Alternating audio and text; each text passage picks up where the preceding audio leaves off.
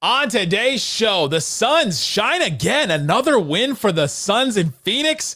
Milwaukee goes down. Anthony Davis returns for the Mavericks on game night. When that final buzzer rings, you know it's time for Locked On NBA Game Night. All the post-game reactions to every game across the league, every single night, with insights only the hosts at Locked On can provide. It's the true NBA fans' one stop for all the action. Every game, every night. It's Locked On NBA Game Night. Tipping off now.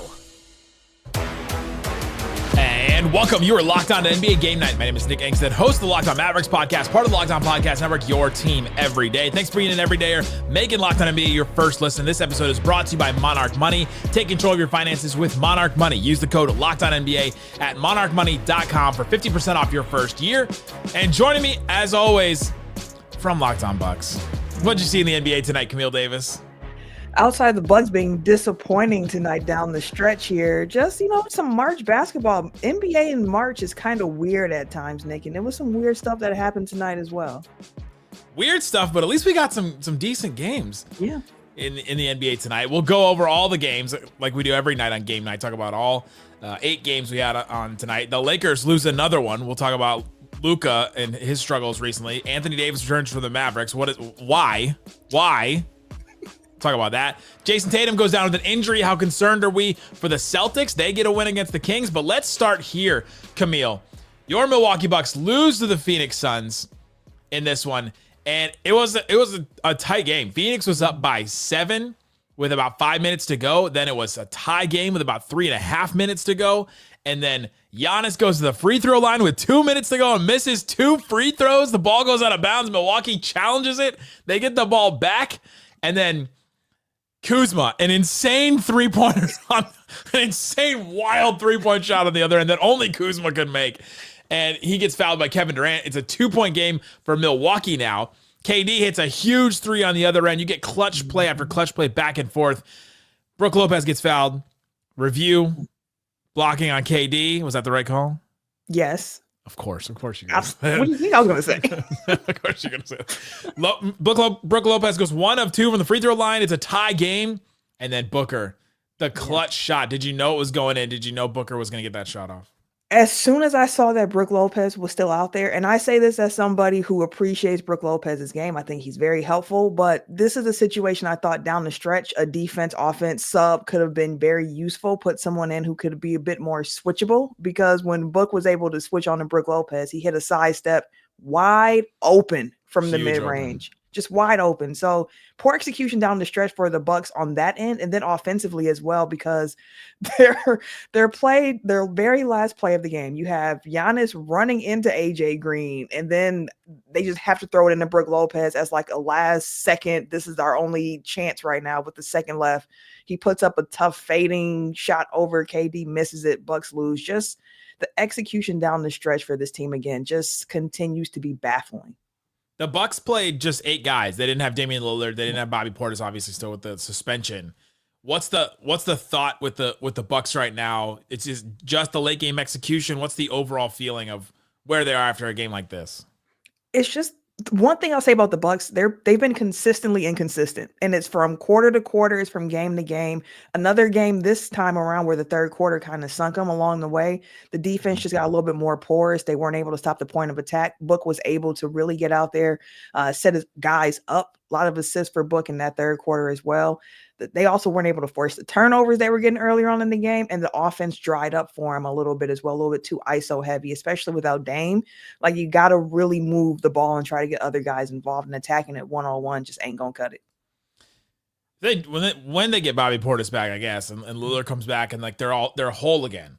Like, what is this Bucks team? Are they the 5th seed in the East? Is that what they are? Is that the inconsistency that we're seeing from them, or what should we expect from the Bucks? I think a healthy Bucks team, you can expect a competitive situation from them. Like I've been saying, I think the ceiling. Did you say a competitive situation from the Bucks? Is that where we are with the Milwaukee Bucks right now? because they've been so inconsistent, man. Situation. The hope for the Bucks is that, Giannis and Dame are the guys who lead you in the playoffs, and you get enough contributions from somebody else. It doesn't have to be the same guy every time. It's probably not going to be Kuz consistently, but they need the third guy to pop up. It's been Brook Lopez a bit for the past few games. We've seen Kevin Porter Jr. be that guy, Gary Trent Jr. be that guy. So listen, the Bucks have to be healthy, and it's gonna lay on the shoulders of Giannis and Dame above anything else. Did you see Deadpool and Wolverine? Of course. Where Deadpool says he made an educated wish. That's what it feels like the Bucks are making right now. That's why I said when they got Kuzma, it was competitive situation over there. Listen, it was a hope. On the other side, the Suns. This is a huge win for them. This is their 4th straight win. Their longest win streak since the very beginning of the season, November 8th. I was going to say not since the 8-1 start. Since the 8-1 start for them. This is the best that they've played in a row. Kevin Durant, 38 points, 8 boards, 5 assists, including that huge, massive 3 that just saved their souls basically with 25 seconds left in this game. Obviously, Booker, technically the game winner, 19 points, 12 assists, 7 boards for him. What did you see from, let's start with Kevin Durant facing your Bucks? I love watching Kevin Durant play basketball. Yeah. The Bucks started with Kuz on KD, and then down the stretch went with Giannis on KD, which I love to see the superstars match up. And Kevin Durant's game is just so effortless. Like, that's the word I use to describe him playing. He just came up with big shot after big shot. Didn't matter if he was missing before that, he's going to put it back up. KD was huge. And Devin Booker, even though the scoring output wasn't really like outstanding for him, he really affected the game, especially in that third quarter, with just being able to get guys involved. Touch paint, spray the ball out, put the Bucks in scramble situation that they couldn't really scramble to. So they looked really good for the Suns tonight. Who was the best Suns player that was not Booker or Kevin Durant tonight? Brian Dunn's defense really stood out to me down the stretch in this one. He was one of the few guys who could kind of have the foot speed to keep up with Giannis and bother him. And then he made timely shots down the stretch for him too.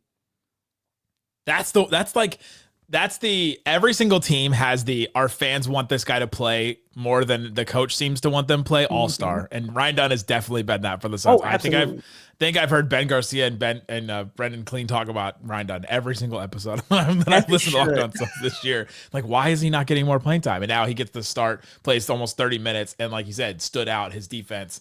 He scored 12 points too.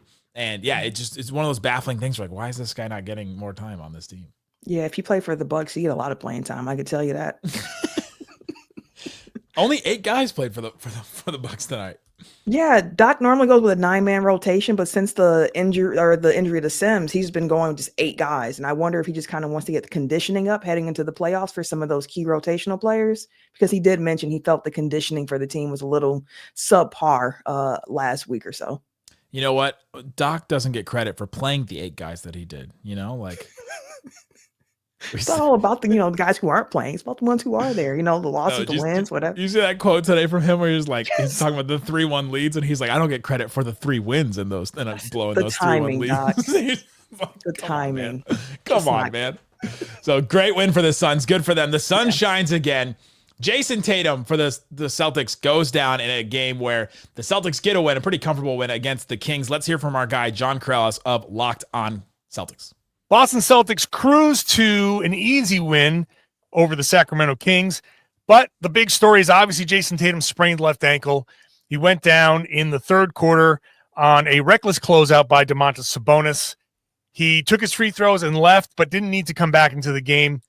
The sprain looked bad. He really rolled that thing. And the good thing for him is he's played his 65 games. The Celtics are solidly in second place.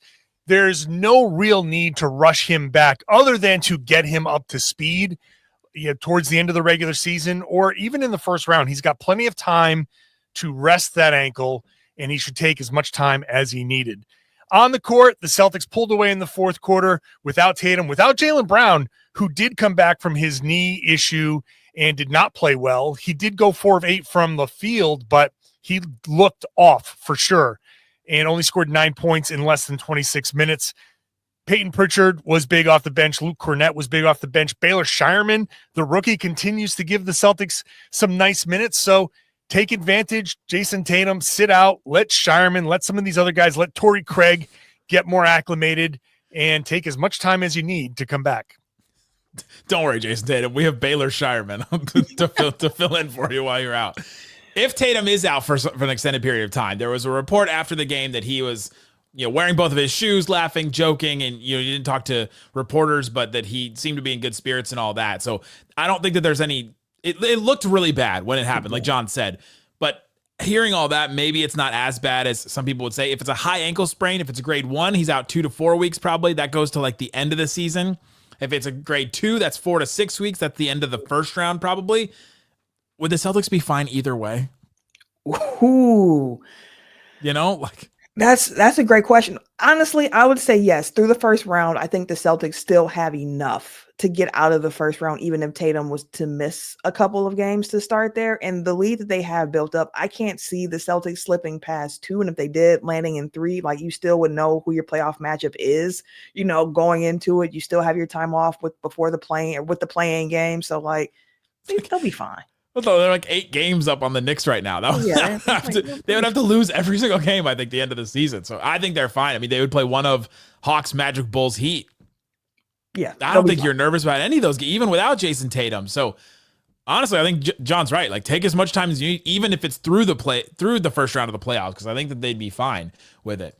That's the Boston Celtics. So they get the win against the Kings. Coming up, Anthony Davis returns. The Mavs get a win. The Mavs were in 10th for like an hour and a half. Why do the Mavs want to be in 10th? We'll talk about that and more coming up. Locked on NBA Game Night. Today's episode of Locked on NBA Game Night is brought to you by Monarch Money. I've been using Monarch Money because I'm kind of a maniac. Like, in some way that some of these coaches like Dan Hurley are like maniacs about certain things and details, and how Joe Mazzulla talks about details for his team and all that. I'm a detail freak with my money. I need to know where everything is going. I need to be able to see it quickly. I don't want to have to like search through all my different accounts. Monarch Money allows you to connect everything, all my different accounts, all in one place. See investments, your bank account, your savings, all that kind of stuff. It's great. It's not just a budgeting app, though. It's a complete financial command center. You can track all your accounts, investments, spending, all in one place. So you stop just managing your money and start building wealth with Monarch Money. It's great. They have tons of insights. You have the all-in-one convenience. You don't have to juggle multiple apps. You can just have that one, and it has you review different spend like transactions and put them in different categories, so you find out what you're actually spending money on, which is great. Take control of your finances with Monarch Money. Use code LOCKEDONNBA at monarchmoney.com for 50% off your first year. That's monarchmoney.com. Code LOCKEDONNBA. That's all one word. LOCKEDONNBA for half off your first year at Monarch Money. Thanks for hanging out with us on Locked On NBA Game Night. We've got a daily show that covers your favorite team. Go check out the link in the description to find a show that covers your team, like Locked On Mavs, like Locked On Bucks, if you want to hear more about those games from tonight. And if you want to hear more about the Mavs, just stay here, because Mavs get a win against the Brooklyn Nets. Not a super exciting game. The Brooklyn Nets are, maybe I should put them in quotes. I was putting the Mavs in quotes when they didn't have Anthony Davis and Kyrie, and I put them in quotes for a long time. And then I took them out when Anthony Davis now was returned. But maybe the Nets deserve to be in quotes, because do you know who Tyrese Martin is? Not before I saw him play today. I was like, he started for the Nets, and I was like, I think I may have to Google Tyrese Martin. I'm not going to lie. Sure we did. Not going to lie about that. And, but so Mavs cruised to the win. 18 turnovers for the Nets, and the Mavs turned that into 31 points. It was just one of those games. But Anthony Davis returns. His defense was different for the Mavericks. He only played 26 and a half minutes. He was going to be on a 28-minute restriction. He's back from that adductor strain. The last game he played, if you remember, was the debut against Houston at home, the day that the Mavericks fans had the protest outside of the arena. What a wild day. Just what a wild time the Mavericks franchise has been through right now. The reason why Anthony Davis is back is the reason that he gave after the game. He spoke to Leslie McCaslin, Mavs sideline reporter, after the game and said this. I'm going to do the whole quote because I just thought that it was so good. I play basketball. This is what I get paid to do. Anytime I get a chance to come out and play, I'm going to do it. I seen that we were a man down forever, sometimes playing with 7 guys, 6, 8. And I felt like if I was 100% healthy to go play, I was going to do that. And I stressed that to my team, and I stressed that to the organization as well. So tonight, we felt like I was able to play, and that's what I wanted to do. I'm not one to throw in the towel and sit down. And that's honestly, good. I came to the conclusion a couple weeks ago, it's just shut everybody down. I was like, just shut everybody down. There's no point. When Kyrie went down with the ACL injury, I was like, then there's no reason to play this season, because there's just no there's not really a ton of upside for the Mavericks. But hearing a quote like that, you hear what a guy is made of, and this is going to be Anthony Davis's team now, right? Like he is going to be the guy. And so you want your guy to see the Mavericks, who were honestly fighting. They had nobody. They were going to forfeit games if anybody else went down, because they were really down to 6 guys at one point during a game. 7 guys, 8 guys, many games. They kept fighting. They lost a bunch of games. They won 2 of them in there that they probably shouldn't have won either. And Anthony Davis saw that and he said, I'm not going to let those guys down. And honestly, like, I respect that a lot. I do too. That's what you hope to hear. Like when you see your teammates are out there giving everything they have, playing crazy minutes because of how shorthanded they are, and you're in the locker room with those guys who are going to battle, seeing all the other injured guys around them and seeing how they're just trying to hold everything together, like keep the float of ship until somebody else can come back and help along the way. And your new star is like, I see that. I know I've been hurt. I know there could be people saying shut it down, but I'm not built that way. I'm not wired that way. That's one way to start to endear yourself to a fan base that feels really, really scorned on how he got there in the first place because of what they lost along the way. But if you can replace that with a team full of heart, a team full of guys who are competing with effort, like people get behind that. Those are the teams that fans can get behind and have a lot of fun with as well. His introductory press conference, he was asked about this trade, obviously. He was asked about the magnitude of it and how fans feel a certain way about everything. And he said, I want to give this city life back. There you go. And I thought that was just an incredible quote. I put it in the intro of our show. You can hear it at the beginning of every Locked On Mavs. And yeah, I just respected that from Anthony Davis. Is it going to be worth it? Is the risk reward worth it? Could he get injured again? And all of a sudden we're like, why the hell did you come back? Yes, sure. That could happen too for the Mavs. But hey, it's what's happening. So it is what it is.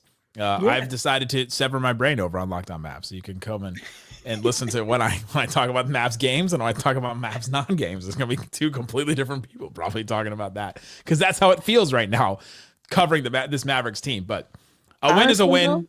Them being good is better for NBA fans because that race for the 10 seed in the West, it's more interesting when you have more teams going for it. So like, for you, I know it's kind of like you said, the severance of in and out and trying to figure that part out. But for somebody with no rooting interest in the team and just like, hey, what's going on in the West?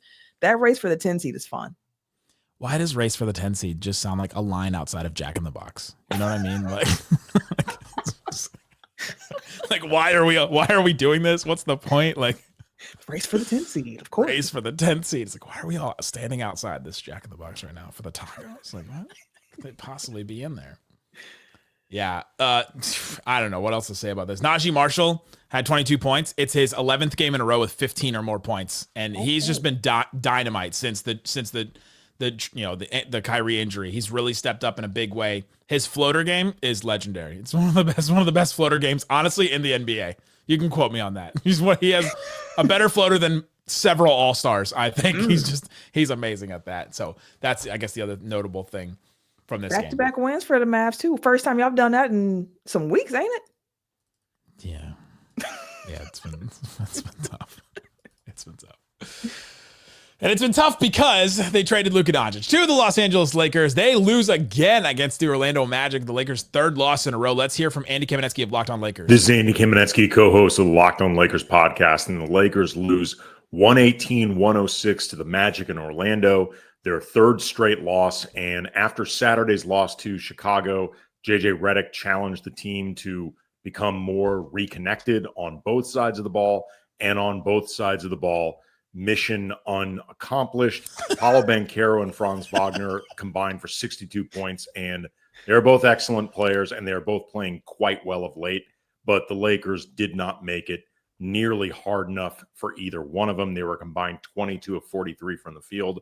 LeBron James, Luka Doncic combined for 56 points, but they were not as efficient collectively. And even more disturbingly, it was a lot of your turn, my turn, your turn, my turn, as the offense just had no flow whatsoever. A lot that needs to get back on track quickly. For more Lakers coverage, make sure you're watching Locked On Lakers on YouTube and listening wherever you get your podcasts. Yeah. Everyone's watching Locked On Lakers. That last part, the your turn, my turn, that legitimately happened in a game, one of the first games between Luka and Kyrie. They were playing the Timberwolves, and they legitimately had a possession where they passed the ball back and forth 4 times and almost didn't get a shot off at the end.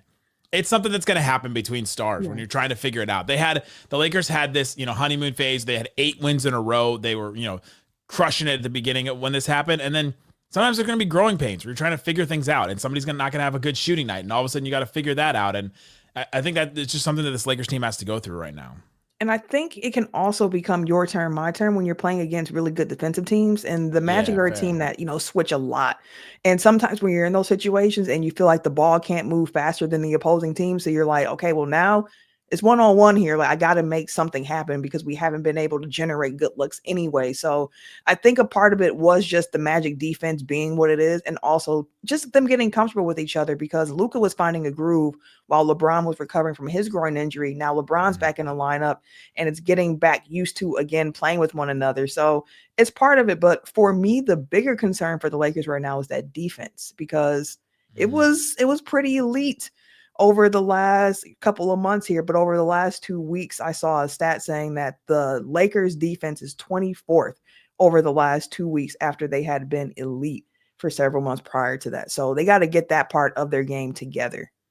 Vanderbilt, only 12 minutes. And I saw a couple Lakers media people saying like, he can't be played right now. That I felt like was key. When you have Vando, Dorian, and LeBron, like a rejuvenated LeBron, playing at that level, you can play some really good defense when you have wings like that. It reminded me a lot of like the 2022 Mavs team that played really good defense. They had Reggie Bullock, they had Dorian Finney-Smith. And then you're like, how are they playing good defense with just like 2 good wings and Luka and Brunson and Dwight Powell as the center, right? But you can get some stuff done in the NBA that way and play a certain kind of defense. This game, they lost it in this stretch. It was a 40-15 stretch for the Magic between the end of the second quarter, the beginning of, or the end of the third quarter there. That was massive. I mentioned Luka struggling in second halves. Luka in the second half of his last 5 games on his averages. You ready for this? Let me hear him. 8.5 points a game, shooting 27.9% from the field and 27.8% from 3, 4.4 assists to 2 turnovers a game, playing 16 minutes in second halves over the last 5 games. Yikes. Is that something that you saw from him at any point while he's with Dallas? Like second halves can be a little bit rough for him? Yes, anytime he's coming back from an injury, he's playing himself back into shape. And his injury that he was out with was a calf strain, and that is just a tough one to keep conditioning up to come back from. He was also holding his back a lot in this game, and I asked Kevin Durant, and they're like, yeah, he's been holding his back for a little while, and that's concerning to me because if you're overcompensating, that could be a lower back thing too. And so now, you don't know. So it's something to definitely watch with the Lakers. I guess always watch. Just turn on ESPN. You'll see. God, it's like every time I go to the gym, it's just like I'm just reminded. I'm like Tom Holland in that movie where he sees Iron Man everywhere. He gets the feels every time. Like it's just everywhere. It's everywhere. You can't shake it. Coming up, we won't talk about the Lakers. We'll talk about 8 other teams that are not the Lakers that were in the NBA, including the Bulls getting a big win against the Nuggets. What does that mean for them? We'll talk about that and more coming up. Locked on NBA Game Night. Big chicken, baby. Zion Williamson and porn star. Take that from that. Count it up. Count it up. Count it up. Count it up. Count it up. It's Counted Up, where we count out the most interesting, fun things in the NBA. 4 games left. The Chicago Bulls get a win over the Denver Nuggets, and 2 weeks in a row, we get to bring back Pat the designer of Locked On Bulls. Let's hear what he's got to say about the Bulls win.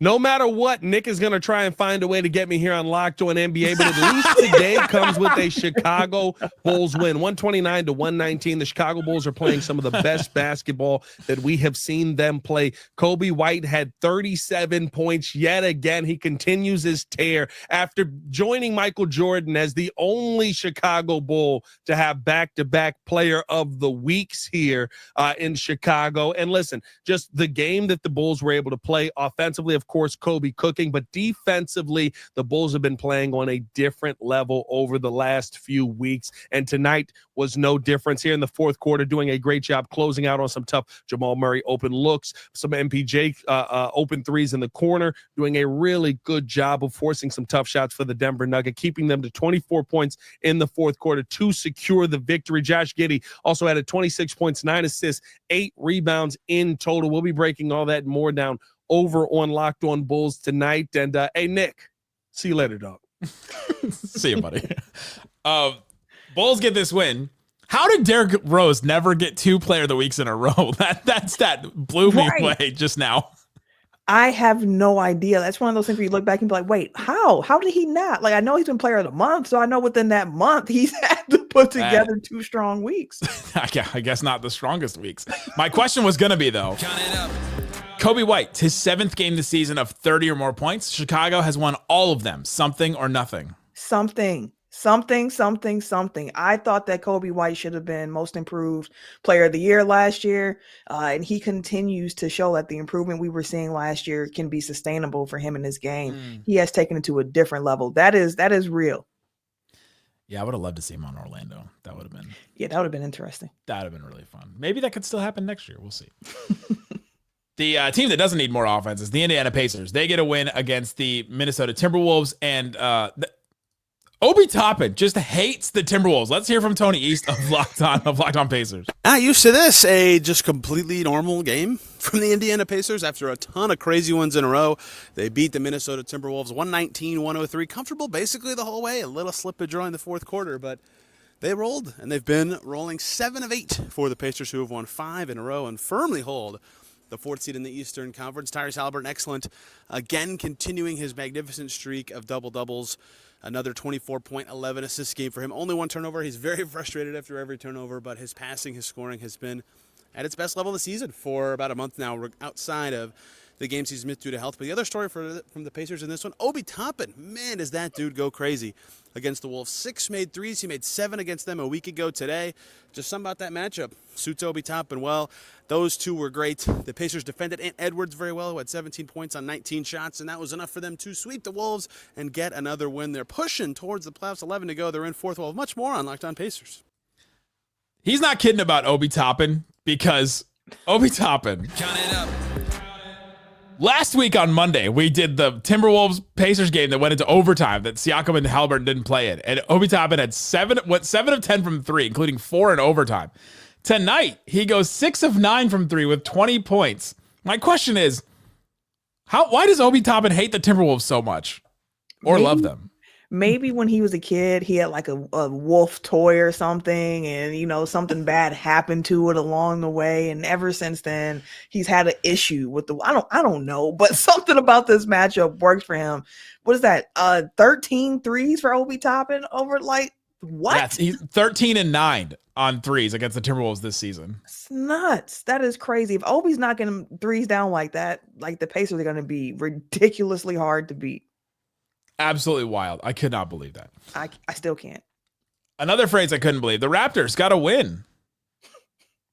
I can believe that. It was against the Wizards. But let's hear from Sean Woodley of Locked On Raptors. As the Raptors might, you can't lose them all. Sean Woodley here. Quick thoughts on the Raptors' 112-104 win over the Washington Wizards in a bit of riveting March basketball where neither team played their best players down the stretch. The Raptors didn't even have a point guard on the floor for the final few minutes of this game as they attempted to squander what ended up being a pretty comfortable win. As this is tank season, this is lottery season, and the Raptors have been pioneering in this space where they're kind of playing their guys for little stretches here and there. They're not closing with their best players. They're trying as best they can to lose games for lottery position.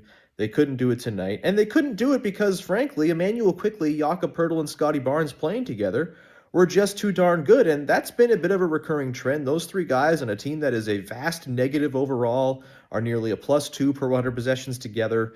They look the part of a trio the Raptors can be happy to build around as some core pieces on next year's team. It's March basketball. It doesn't mean everything that they're doing this against the Washington Wizards, but if you're going to win games in a stretch of the season where you kind of don't want to win games, you might as well do it with your best guys kind of stunting on an inferior opponent. The best way to do it, the best of both worlds, if such a concept exists at this tank-tastic time of year. Quickly on the Raptors and the Wizards. These are 2 teams that are very high in the tankathon standings, and I have a question on them. Count it up. Who deserves Cooper Flag more? An ethical tank like the Wizards, they're just bad. Or the pioneering tanking team that Sean said, and the Raptors, who play their guys and then sit everybody in these fourth quarters that has just been wild. I mean, deserve is a very interesting word choice here. I feel like the Wizards would deserve flag, but the funner fit for him would be on that Raptors team with what they're building up there. Like, that's just the way it goes. I mean, the Wizards already have like 4 rookies on their team right now. They're going to add another one. Like, how long is the Wizards rebuild going to go? Yeah, but ain't none of them not good. I mean, AJ Johnson might be somebody, Nick. Okay, he might be. They could be solid NBA players. We're talking about Cooper Flagg right now. No, I hear you, but listen, I'm gonna put some respect on AJ Johnson's names. You know, the former Milwaukee Buck, AJ Johnson. That's fine. There's an AJ limit. You can only have one AJ on a team at once. You couldn't. Yeah, we had Green already, so Johnson had to go. You know, you had the former NFL player. The rules are the rules. I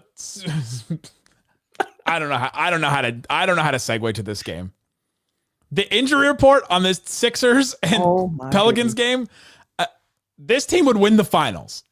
Tyrese Maxey, Joel Embiid, Paul George, Zion Williamson, Herb Jones, DeJounte Murray, all out for Trey Murphy, all out for the Pelicans. The Pelicans get a win. Jake, do you feel good about this? I don't know.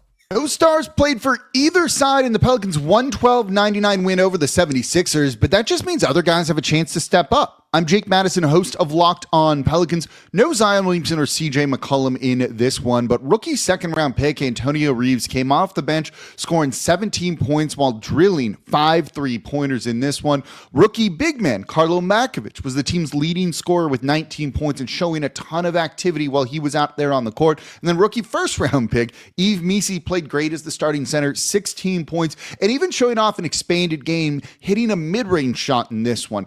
All of those guys are going to be part of the future for this team. So while the Pelicans probably want losses more than wins, when you have young guys who step up and lead you to victory, even over a weak Philly team, you'll take it.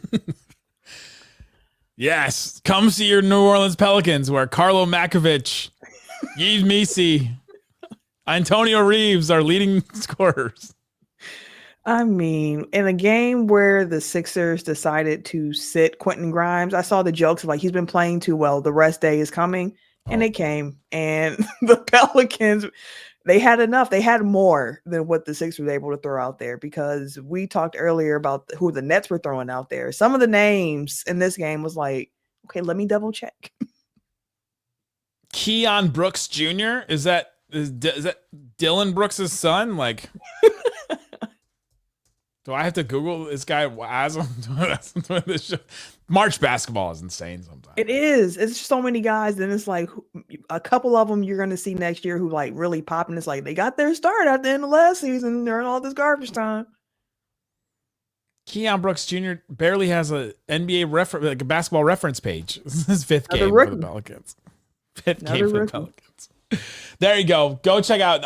All of our hosts know these guys on their own teams, even if we may not know some of these guys that have played 4 games. But we've got an expert for every single show. Go listen to those. Great stuff all the time from everybody. Thanks for hanging out with us on Locked On NBA Game Night. Go check out Locked On NBA Daily with Doug, Hayes, and Matt. Thanks so much for listening to Locked On NBA Game Night.